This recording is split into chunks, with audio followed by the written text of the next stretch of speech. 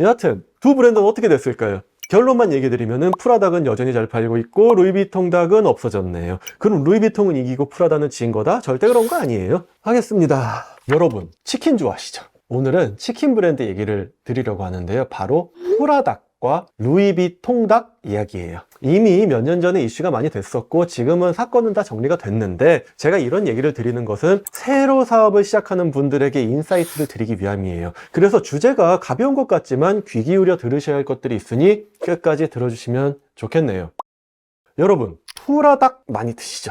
근데 그 시기에 루이비통 닭이란 것도 있었던 사실 아시나 모르겠네요. 자, 두 이름 다 어디서 들어본 것 같지 않으실까요? 좀 개인차는 있긴 하겠습니다만 제 생각에는 명품 브랜드인 프라다와 루이비통이 떠오르는 것 같기도 한데 뭐 말은 아끼겠습니다. 여하튼 두 브랜드는 어떻게 됐을까요? 결론만 얘기 드리면은 프라닭은 여전히 잘 팔리고 있고 루이비통 닭은 없어졌네요. 그럼 루이비통은 이기고 프라다는 진 거다? 절대 그런 거 아니에요. 오해하지 마세요. 여기에는 상표법과 부정경쟁 방지법상 쟁점이 숨어져 있어요. 여러분, 초기에 프라닭 마크를 보시면은 이렇게 생겼습니다. 그리고 프라닭은 2016년에 영문자 PURADAK 프라닭이라고 읽는 문자와 삼각형으로 구성된 상표를 출원했다가 프라다의 명성을 손상할 우려가 있다고 특허청으로부터 거절된 사실이 있어요. 이거 실제 심사 사례예요. 출원 번호는 화면 한쪽에 보여드릴게요. 제가 이렇게 중간중간 띄워드리면 어디서 확인하신다? 키프리스에서 다 확인 가능하세요. 여하튼 실제 프라닭은 사업 초기에 프라다 측으로부터 내용 증명을 받은 사실이 있다고 하네요. 이 내용 증명에 대해 프라닭은 스페인어로 순수함을 뜻하는 프라와 닭을 뜻하는 닭 DAK 합성어로 치킨도 요리다 라는 순수한 믿음을 가진 순수한 사람들이 만들어가는 브랜드를 표현한 것이다 라고 했다고 합니다. 그런데 그 이후 프라다와 프라닭은 별 충돌이 없었나 봐요.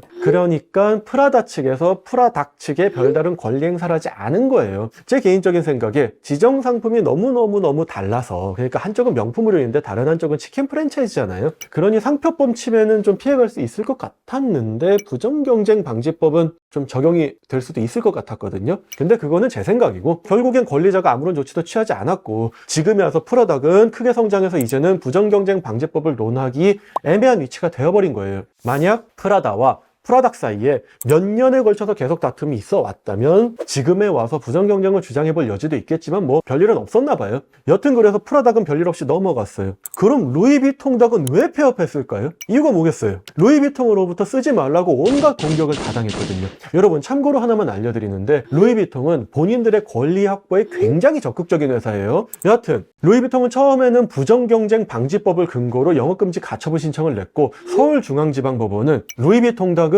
본안 판결이 확정될 때까지 간판, 광고, 포장지 등에 해당 로고를 쓰면 안 되고, 이를 위반할 때는 루이비통 측에 하루에 50만 원씩을 지급해야 한다고 화해 권고 결정을 내렸어요. 그런데 루이비통 닭 사장님이 이름을 차루이비통 닭으로 바꿔서 썼어요. 그래서 루이비통이 다시 문제를 제기했고, 법원은 법원의 결정을 교묘하게 위반했으므로 위반에 따른 간접강제금 1,450만 원을 내놓아야 한다 고 한 거예요. 물론 사장님은 법원이 사용하지 말라고 한 이름은 아니지 않느냐 면 맞섰는데 법원은 루이비통의 손을 들어줬고 결국에 아까 말씀드린 1,450만 원을 지급하라는 결론을 내렸네요. 자, 여러분, 만약 프라닭도 프라다랑 계속 싸웠다면 어떻게 됐을까요? 역사에 이프는 없다고 하죠. 그래도 궁금하잖아요. 저 개인적인 생각으로는 프라닭이 상호를 바꿨어야 하지 않았을까 라는 생각은 합니다. 그런데 이 사건 같은 경우에 그냥 운이 좋아서 넘어간 것이고, 이러한 이슈를 오히려 홍보를 통해서 성공을 시킨 것, 그게 프라닭의 성공 비결이 아니었을까라는 생각을 합니다. 물론 프라닭은 실제 먹어보면 맛있다고 합니다. 듣고 보니 그럼 의외로 별게 없었네? 라고 생각을 하실 수 있는데, 이 작은 차이가 결국에 이렇게 큰 차이를 가져오게 되었네요. 끝! 오늘은 프라닭과 루이비통 닭의 얘기를 드렸어요. 저도 이런 영상 찍은 김에 오늘은 프라닭 한번 시켜 먹어야겠습니다. 여하튼 이 얘기를 드리며 여러분들에게 하고 싶었던 얘기는, 여러분이 어떤 상호를 지음에 있어서 상표법이나 부정경쟁 방지법에서 자유롭기가 쉽지가 않다는 얘기예요. 그러니 시작 단계부터 하나하나 전문가의 도움을 받으면서 진행하시면 여러분의 사업에 날개가 달리지 않을까 생각을 합니다. 오늘 드리는 이 영상이 여러분의 사업에 조금이나마 도움이 되길 바라며 다음 영상에서는 더욱 재밌고 다양한 영상으로 돌아오도록 하겠습니다. 감사합니다.